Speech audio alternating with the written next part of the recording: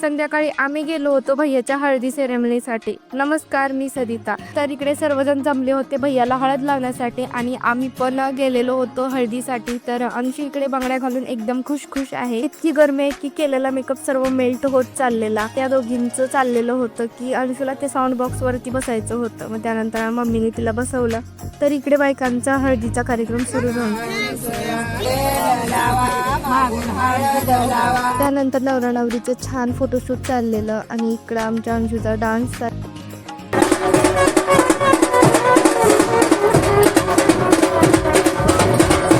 अंघोळ घालून झाल्याच्या नंतर नवरा नवरीला मांडवात आणून बसवलं आणि मंडवळ्या वगैरे बांधल्या. तर याचा फुल व्लॉग मी आपल्या चॅनलवरती अपलोड केलेला आहे, तर नक्कीच जाऊन चेकआउट करा. त्यानंतर सर्वांनी खूप सारी हळद खेळली.